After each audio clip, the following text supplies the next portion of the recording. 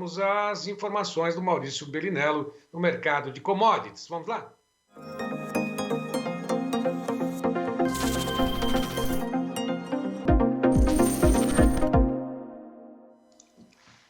Maurício Bellinello, boa tarde para você. Como é que está a temperatura aí na capital mais fria do Brasil? Aliás, São Paulo, nesse momento, subiu um pouquinho a temperatura, 10 graus, e por aí?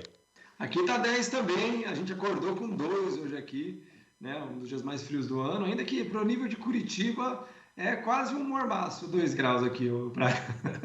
Mormaço é bom, né? Agora há pouquinho estava 9 graus, subiu um pouquinho também a temperatura aqui em São Paulo.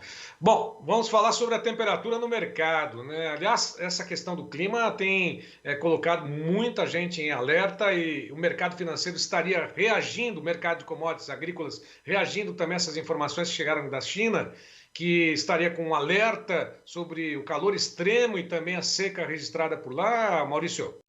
Esse é um problema, Braga, que não é só da China. Os Estados Unidos estão com uma seca histórica em regiões produtoras de gado, por exemplo, né? Para você ter uma ideia, aquela...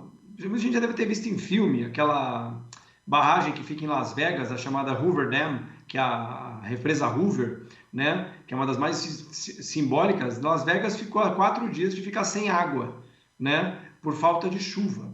Então, nós temos com problemas de secas gravíssimas por altas temperaturas no hemisfério norte em muitos países, incluindo a China.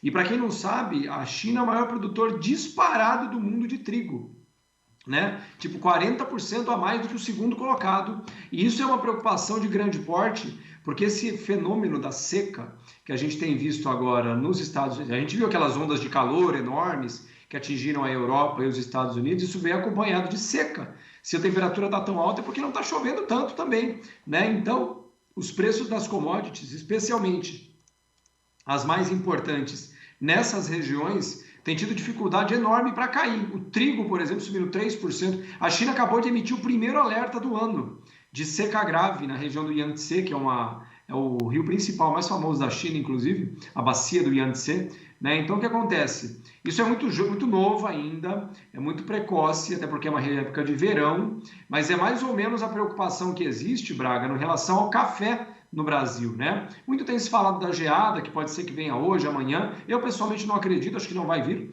mas pouca gente tem falado no Brasil, por exemplo, da questão da seca, né? Porque os estoques de café no Brasil agora estão entre os mais baixos da história, né? E se a gente tiver chuvas abaixo da média em setembro e outubro, que é quando precisa de água nessas plantações, a safra brasileira de café de 23 também estará fortemente prejudicada.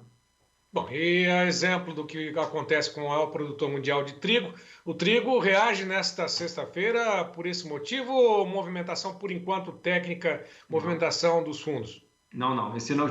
Primeiro que eu até comentei com o João no início da semana, né? Que eu já tinha feito uma primeira posição em trigo a favor da alta. Foi no dia 17, acho que eu comentei com o João anteontem, né? E eu pessoalmente acredito que o próximo movimento do trigo é para cima. Né? Não sei se ele vai voltar, na verdade não acredito que a não ser que venha um problema muito mais grave na China de seca, por exemplo, né? Mas eu acredito que o preço do trigo nesse momento não é simplesmente um retorno técnico, até porque os volumes de negociação hoje, Braga, estão muito altos, né? Então, quando a gente chama de retorno técnico, normalmente a gente vê um dia de volumes baixos. Quando a gente vê um dia de volumes muito altos, como é o caso do dia de hoje, isso não pode ser considerado um retorno técnico. Ou seja, tem gente muito grande operando, Braga. E quando eu falei a respeito do trigo, na cotação do trigo, falei, olha o Maurício aí. Eu lembro até agora, acompanhei, que você fez posições, né, travou os preços vendo essa alta que já poderia acontecer. Não é uma questão de sorte, é uma questão de observar o mercado, de estar aí acompanhando o dia a dia, né, Maurício? Vamos deixar bem claro isso. Eu gostei da provocação, de que isso é um pouco de sorte. Na verdade, tem sorte no jogo, mas na verdade tem como você acompanhar, primeiro, as dinâmicas de preços do ativo, né, no caso do trigo, dinâmicas de sazonalidade. O trigo tem sazonalidade de alta no segundo semestre, diferente do milho e da soja, que tem sazonalidade de baixa. Então, historicamente, o trigo já sobe normalmente, com 8 aspas de cada lado, no segundo semestre. O trigo tem altas. Some-se a isso problemas climáticos de grande porte, de seca, nos Estados Unidos, não tão grande, mas na China, que é o maior produtor do mundo, no mínimo, a hipótese de uma pressão de preços no trigo é latente, está disponível, né? E essas operações que a gente está montando, Braga, são em média para dezembro, né? Ou seja, temos longos meses pela frente. Isso não é isso é o tipo da operação que eu faço com os meus clientes ou nas operações de hedge, ou seja, não importa muito o que acontece um dia pelo outro, um dia cai, um dia sobe, não, são operações de 3, 4 meses para frente e que, portanto, tem um longo tempo aí para maturar.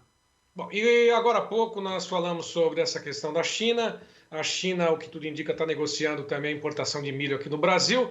Esta importação, se efetivada, porque vai faltar milho lá na China por causa dessa seca, pode interferir nos preços, base Campinas, o milho pode ter uma reação positiva? Isso, os gráficos já mostram ou não? É assim, pode, mas num prazo longo, Braga. Porque a China também não é capaz de dar um cavalo de pau e falar, vou deixar de comprar dos Estados Unidos e vou comprar do Brasil. Isso não vai acontecer. Isso é um processo muito longo, até porque o Brasil produz milho, não todo, o Brasil não. O mercado de commodities agrícolas, Braga, ele opera no que a gente chama de balanço. O que significa isso?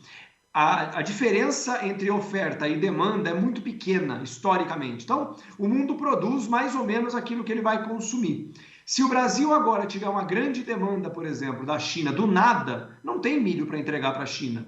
Então, isso é uma tendência de mais longo prazo, que vai afetar as safras de 23 e de 24, principalmente. Tanto que o preço do milho Campinas novembro, por exemplo, está em R$ 89,00. Né? Lembrando que ele bateu 105. Então, está longe das máximas. Então, a pressão da China, que primeiro já era sabida, todo mundo sabia que a China viria para comprar milho do Brasil eventualmente, até porque eles não param de crescer e estão consumindo muito, né? Então, a compra para o Brasil é uma questão já prevista. Agora, isso não é algo que acontece do dia para a noite, não. Vai levar bons anos até a gente conseguir se adaptar.